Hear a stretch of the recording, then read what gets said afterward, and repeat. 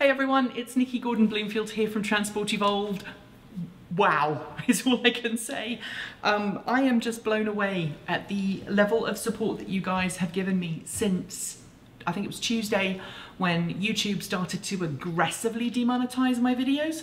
I've been having this issue for a couple of weeks, but it was kind of aggressive demonetization kicked in on Tuesday. Maybe they've released a new AI of the software or something.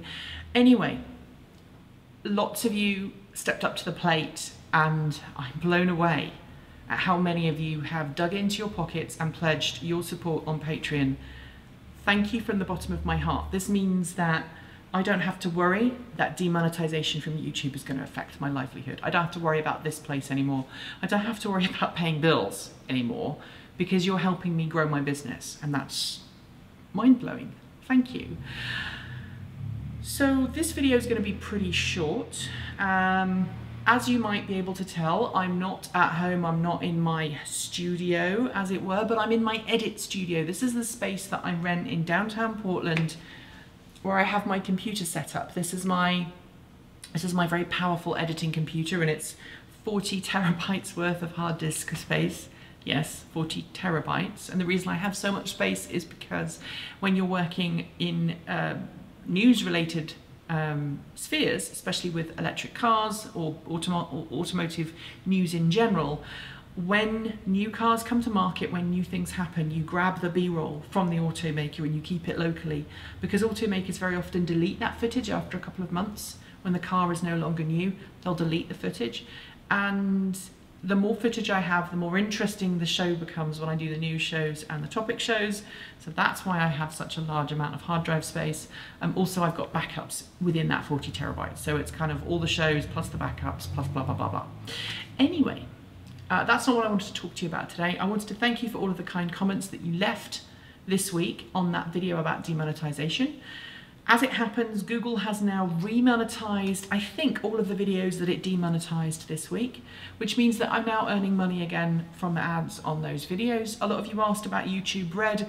If you pay for YouTube Red and YouTube plays you a video through YouTube Red, I still get the money that would have gone to me even if there was an ad. Because YouTube Red, with YouTube Red, you pay YouTube to watch the video and they then don't put adverts on it, but I still get the money even if my video has been demonetized. So that's a good thing.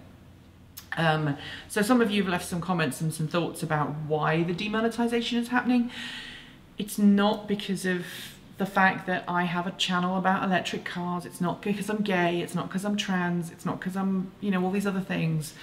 It's just an artificial intelligent algorithm that's really badly written, and it's been attacking a lot of different YouTubers. So I'm not alone, but I'm glad that you guys have all stepped up to the plate and are helping me through Patreon. So thank you, thank you, thank you again. Some of you left some less than nice comments, like get a proper job, you whatever. Sorry, this channel, this network takes quite a lot of time to produce. Some of you have even accused me of stealing other network stories and copying and pasting and putting it on my scripts. That's not how it works. I write every script from scratch. Yes, I do source my news stories from other news outlets, and normally when I do that, I mention the outlet that I have, you know, heard the news from, and I will give them credit. But every script is written from scratch. If I'm doing a piece to camera that is not scripted, like I'm doing now, this is coming from my brain. I've not got any earpieces or anybody telling me what to say. So 90% of the time, though, it's a script. The scripts take between 30 minutes and an hour and a half to write per script, with the exception of TEN. Now, TEN, my weekend show, that can take as many as 3 hours to research and write the script for 10, and that includes the bits that I do for Ecotricity New Zealand. I do like top and tails for them to make the scripts different and more applicable to the Kiwi market. 3 to 4 hours to edit. Then it takes me somewhere in the region of about an hour and a half to set my studio up, put the green screen up, get the lights ready, go upstairs, put my makeup on, get dressed, come down, film, tear everything back down, transfer all the audio onto the computer, to transfer all the video onto the computer. That takes about an hour and a half. Then the actual editing of the show, like 10, takes me 4 hours on average. If everything goes okay in the filming, it takes me about 4 hours to get that to the point where it's ready to go out the door.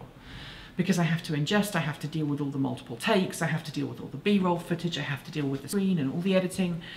So to get that high quality product, if I'm talking about 10, it's about a day's worth of work to get 10.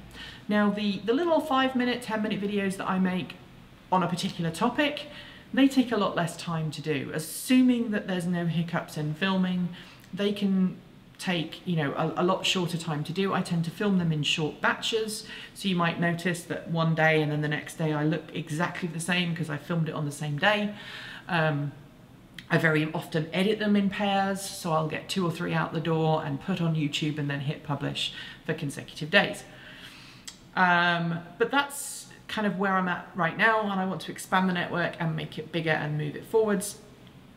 Some of you said, why don't I work at home? Well, because of the specifics of my family life, namely that I've got 2 kids and I don't have a room that I can shut off and film in. And unlike the wonderful James Cook, who includes his kids in the episodes, I can't do that because I have adopted kids and it's not safe for me to do that for them, for reasons I don't really want to go into. But my kids generally have anonymity online.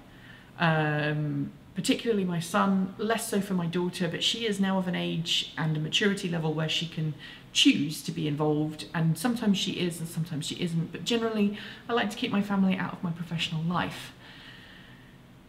Also, I live in an open plan house, so there's nowhere for me to kind of cloister myself and shut off. When I lived in the UK and I owned a house, I actually had a special room where I could film in.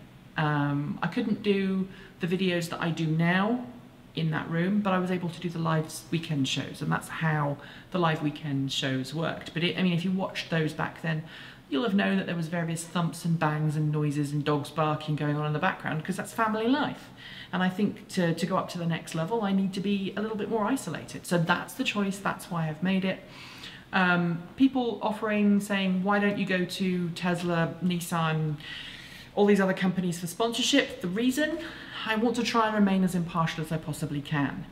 To give you an example of that, I went on a trip recently in which an automaker invited me as what they call an influencer rather than a member of the media, and as part of that, they were hopeful that me going and covering the event would give them exposure, and as part of that, they wanted me to sign an agreement saying that I wouldn't discuss any of their competitors for a period of time afterwards. And I refused. I said, I'm sorry, I can't do that.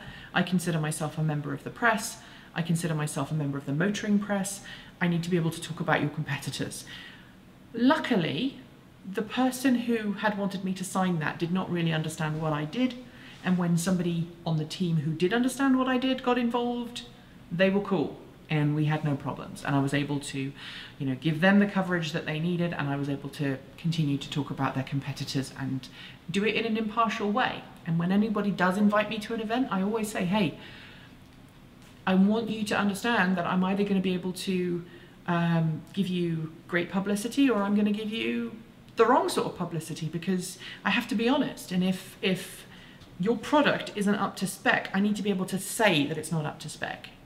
I'm not interested in kissing butts. That's not why I'm in this industry. I'm interested in portraying a very fair, hopefully balanced view, which is one of the reasons why I get kind of upset when people accuse me of being nasty about one car maker or another, because I'm trying to be unemotional. I'm trying to be frank and fair about everybody. I know I don't always achieve that, but I try.